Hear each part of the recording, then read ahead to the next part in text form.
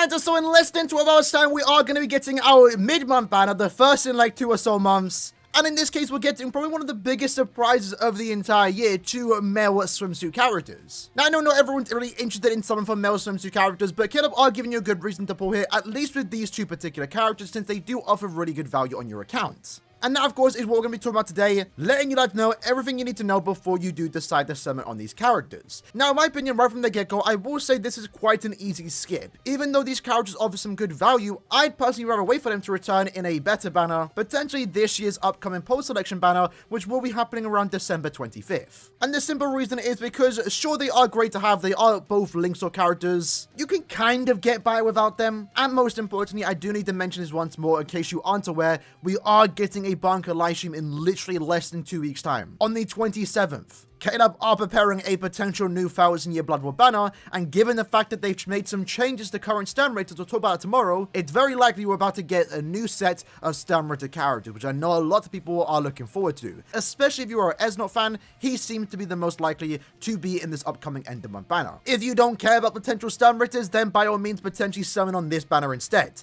Having said that, I would actually more so recommend going the individual banners. As you'll see here, unfortunately the banner itself is available tomorrow all the way until the 27th. So when this banner does leave, literally like 8 hours later, we get the bunker live stream. So you don't get the opportunity to see what the end of month is going to be, and then also summon on the main banner. Which is why I would personally probably say go on in the individuals. In this case, you can see here, Jushiro starts on the 27th, will be here till the 2nd. So the end of month banner will actually be out. Maybe if you get lucky on that banner, then you can decide to summon on Jushiro's banner. If anything, you could wait just a couple hours to see what the review of the end of month is going to be, then summon on this banner. Same goes for Byakuya. In his case, from the 9th to the 8th, you actually get next month's Senka Monobs in this case. And at that point, end of month will also be out. So if you are deciding to summon on this banner, I would actually more so recommend summon on the individuals. With that said though, let's have a closer look at the 2 newer characters. In this case, first up, we have Byakuya.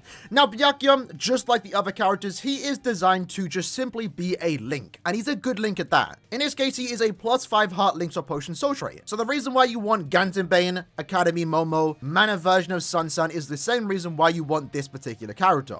By using him as a link, you're getting 5 additional links or potions, so you can double down and put that onto someone like Balgo to get 10 links or potions, or maybe you just want to farm links or potions with a really good mind character like a fan of Ashley White, for example. Having Byakuya allows you to do those things. So when it comes to the link aspect, he obviously is valuable to have, one of the best links in the entire game. But how about being a character? I've seen a lot of disappointment with this character and I generally don't understand it. He's actually quite solid with the way they did design him. Usually characters like this you don't really want to use because you get more value with the soul trait, but as a character, he is capable of doing some good things. For starters, if we look at his damage output, Frenzy +1 with a 40% Berserker, 40% more strong attack damage when you are at full stamina, so essentially Frenzy +1 with an 80% Berserker, and then he has an additional 20% strong attack damage, which he can give to your entire team. So Frenzy +1 with 100% Berserker. Keep in mind he also does have the multi-barrier SA2, so he can heal and provide some good support. He's overall a very solid farming character, especially because every single attack except his SA2 can apply weakening. He's actually really solid.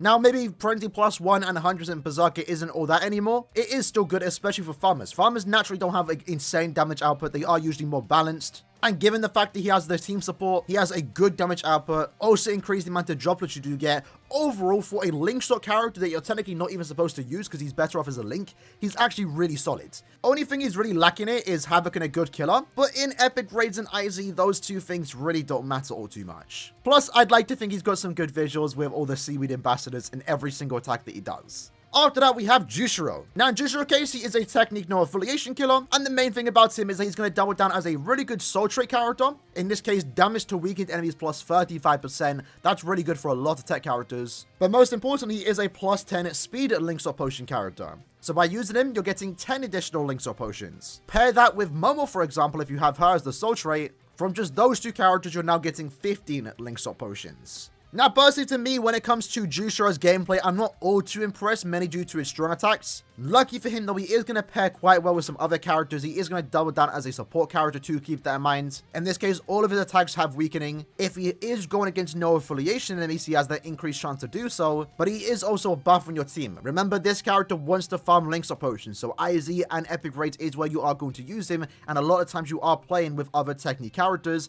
In this case, though, if you pair up with Technique Soripers, you're giving them 40% more damage when they inflict a stat ailment, and you're also giving them an additional 20% 60% more strong attack damage. And that goes for himself too. So damage output wise, he has Frenzy +1 with a 60% Berserker, 20% goes to your teammates, and he does 40% more damage to enemies afflicted with weakening, or any status summon in this case. But remember, he himself does apply weakening, so he also has a decent damage output. It's mainly his strong attacks that hold him back a tad bit, but that's only really in epic raid content. If you take him into IZ, the range collision attacks really aren't that big of a deal. Either way though, if you do inflict status summons, you are going to be doing a lot of damage, and he is kind of relying on that. So I would have preferred if his increased chance to inflict status ones were against any enemy, not just no affiliation enemies. But either way, he is still going to be quite solid in epic raid content or IZ, but most importantly, he is giving you the +10 speed link shot potions. So these two characters, Byakuya and also Jushiro, are very solid in that particular aspect. They are farmers, right? Compared to the swimsuit characters that we got like a month ago, obviously the female characters did get way better treatment as characters. They are just naturally better. But Caleb are giving you a decent reason to use these characters and also pull for them because they are valuable in that particular farming aspect. For me personally, as we've been in a game now for the last 2 or so months with the +10 links to potions with